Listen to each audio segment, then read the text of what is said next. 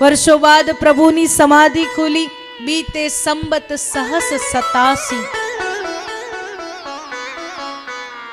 87,000 વર્ષ પછી જેવી સમાધિ ખુલી, જોયું કેટલાક દેવતાઓ પોતાની પત્નીઓ સાથે, કેટલીક અપ્સરાઓ વગેરે આકાશ માર્ગે ક્યાંક જઈ રહ્યા છે. બરાબર તૈયાર થઈને સતીજીના મનમાં પ્રશ્ન થાય છે, આ બધા ક્યાં જઈ રહ્યા છે? શું કોઈ ઉત્સવ છે? શું કોઈ પ્રસંગ છે? અને અમને આમંત્રણ નથી, આવું કઈ રીતે બને? ભગવાન મહાદેવ પાસે પહોંચી ગયા, મહાદેવને પ્રાર્થના કરે છે, વંદન કરીને, પ્રભુ આ બધા ક્યાં જઈ રહ્યા છે? આકાશ માર્ગે તૈયાર થઈને, પોતાના વિમાનો સજાવીને.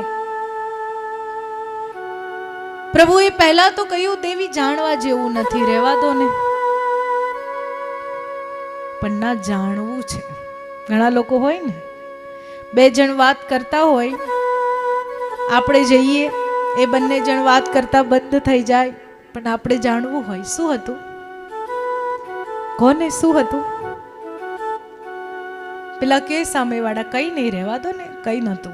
અરે નાના, કોને શું? અરે ભાઈ નથી કહેવું, પણ એમને તમને નથી જણાવવું, શું કામ જાણવું છે? સતીજી કહે છે, ના મારે તો જાણવું જ છે. ભગવાન કહે છે, તમારા પિતા દક્ષ પ્રજાપતિને ત્યાં યજ્ઞનું આયોજન છે ને, યજ્ઞમાં આપણને આમંત્રણ નથી. પૂર્વમાં ભગવાન મહાદેવ અને દક્ષ પ્રજાપતિ વચ્ચે જે વૈમનસ્ય થયું, ભગવાન મહાદેવ સભાની અંદર બિરાજમાન હતા ને એ સમયે દક્ષ પ્રજાપતિનું આગમન થાય.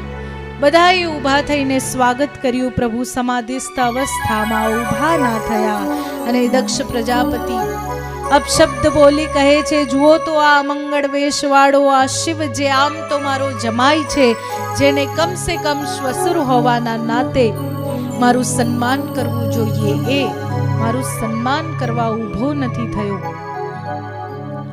આપસમાં શ્રાપ આપે છે, નંદી શ્રાપ આપે છે દક્ષ પ્રજાપતિને. અને દક્ષ પ્રજાપતિ કહે છે, જેટલા પણ વૈષ્ણવ હશે શિવની આરાધના નહીં કરે.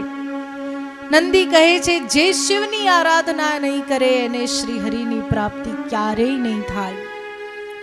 એટલે જ્યારે ક્યારે પણ તમને કોઈ એ રીતે દોરે ખોટા માર્ગે, કે કારણ કે તમે કૃષ્ણ ભક્ત છો, રામ ભક્ત છો, વિષ્ણુ ભક્ત છો, તમારાથી શિવ આરાધના ના થાય તો એ ખોટી વાત છે. હરિ અને હર એકબીજાના પ્રેમી છે, અને એ બંને જો આપણે એમનું નામ નહીં લઈશું, જો શિવની ભક્તિ કરવા વાળા હરિનું નામ નહીં લે તો ભગવાન મહાદેવ નારાજ થશે, અને જો હરિની ભક્તિ કરવા વાળા હરનું નામ નહીં લેશે તો ભગવાન હરિ નારાજ થશે. અહીંયા આ કારણથી દક્ષ પ્રજાપતિ કહે છે, આપણને બોલાવવામાં નથી આવ્યા. અને આ સાંભળીને સતીજી મનોમન વિચાર કરે છે, તો શું થઈ ગયું? 4 વ્યક્તિના ઘરે તો વગર આમંત્રણે જવાય. કોણ કોણ છે 4 વ્યક્તિ? તો એ 4 વ્યક્તિ એટલે પોતાના પતિ, પોતાના પિતા, પોતાના ગુરુ અને પોતાના મિત્ર. આ ચારેયના ઘરે વગર આમંત્રણે જવાય. પણ ભગવાન મહાદેવ કહે છે, દેવી ત્યારે જ્યારે સામેનાને તમારા આવવાથી આનંદ થતો હોય, તમારા આવવાથી એમનું મોઢું બગડતું હોય, એમનો મૂડ બગડતો હોય તો તમારાથી જવાય